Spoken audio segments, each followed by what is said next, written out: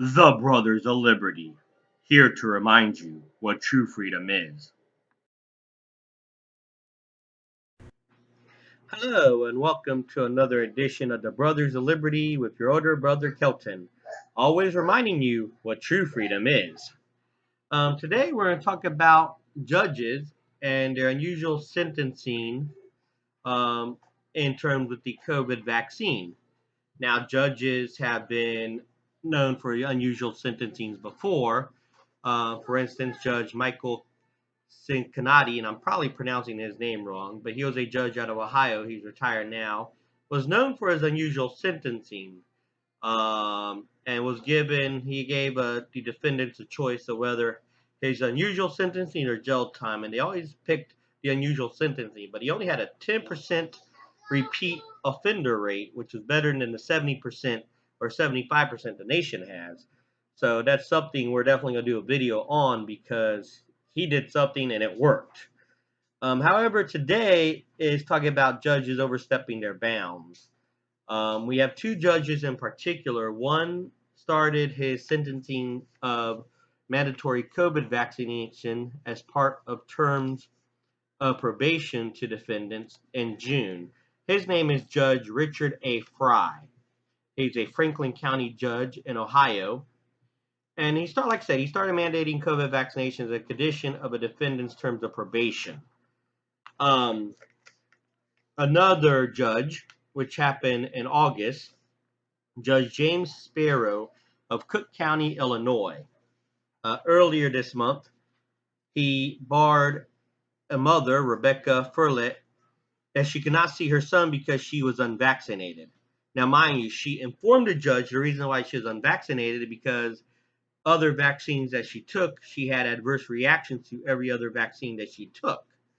Um, and instead of having sympathy on her, he said, "Oh, you can't see your son because you're unvaccinated." Now, as of this morning, August 30th, he did reverse his decision. However, the father's lawyer, the father of the child lawyer, is now filing a motion to fight that decision. So that's definitely an issue that is ongoing.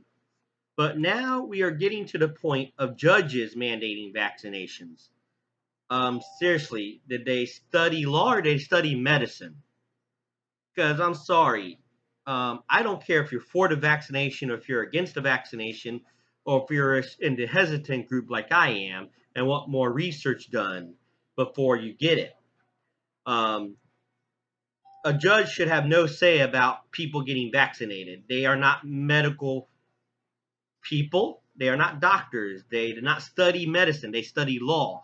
They should be worried about what the law says about it. Saying that someone can't see their kid because they're unvaccinated or ordering you to be vaccinated as part of your terms of probation, just because you might be procrastinating because you want to see new studies, shouldn't be on the table as a form of sentencing. Um, Now, like I said, I am one of those group that's hesitant because I have a heart condition and some of those side effects that can cause issue with the heart. Some of my family took the vaccination without no problem.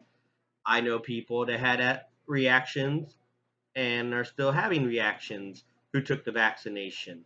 I actually believe I have one family member who actually have a card because the doctor told him he couldn't take the vaccination because of the side effects. I have to confirm that, but I think that's what one of my relatives told me. Um, but when it comes to now judges saying take the vaccination or go to jail or takes the vaccination or you don't see your kid, that's crossing the line. When do we stop? And people's like, oh, it's just a vaccination. It always starts with just something simple.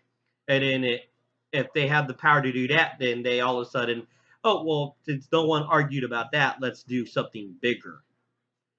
Like a great line in X-Men where they're talking about no one's talking about making it forcible. No one ever talks about it. It just happens. And when it does, who's going to fight for your rights? Um, if you're for the vaccination, against it, like I said, it's none of my business, but don't force it. This is the first shot, and I don't even consider it a vaccination. I'm sorry, it's like a flu shot. We don't call it a flu a vaccination shot. We call it a shot because it mutates and you have to receive another shot, just like with the COVID. Your immune system start breaking down, or it's become the shot becomes less effective. You have to take another shot, but don't force it. The flu shot's not forced. All the other shots you take are not forced. Why are you going to force this one? Especially when it's not a vaccination, it is a shot. Per medical terms, when you look throughout history, um, I'm pretty sure this probably will get taken down because of what I said.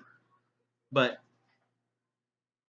little by little, our freedoms are being taken away, and that's not what the United States is meant for.